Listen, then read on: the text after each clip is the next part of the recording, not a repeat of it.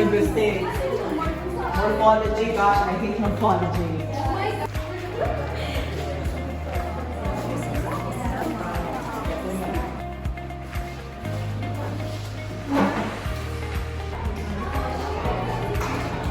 Morning, class! Magandang araw sa ating lahat. Ngayon, pag-uusapan natin ang iba't ibang variety ng wika. Hayaan mo simula ang ating forum. Yes, Maya. May pagdaos ka na, gusto ko sana i-share ang kabuuang wika sa Bukidnon na naghahatag ng pagtagad sa kultura at tradisyon. Maraming salamat, Maya. Yes, Juan!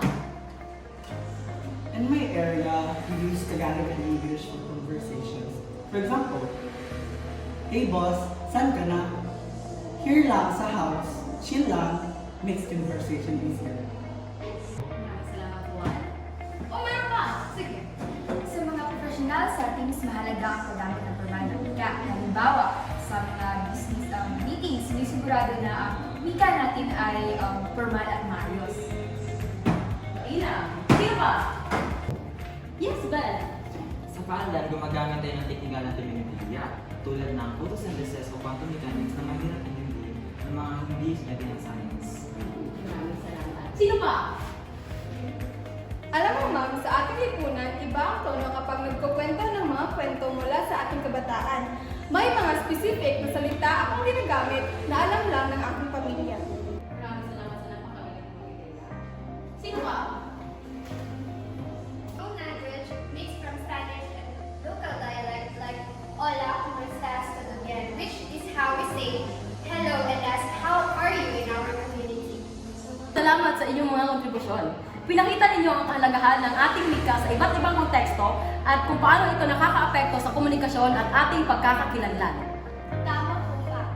Ang bawat wika ay may kanya-kanyang gamit at hulugan. Kaya mahalaga na maintindihan natin ito.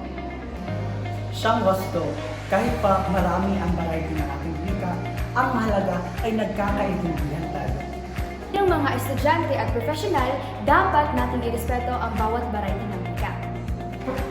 Oo nga, nakakatulong ang mga variety ng wika sa pagpapalalim ng ating kaalaman at pagkakaunawaan. Sa lahat na inyong mga binahagi, sana ay magpatuloy ang pag-aaral natin sa ating wika. Maraming salamat din po, Gina Santos. Celebrate our diverse way of speaking. And learn from each other.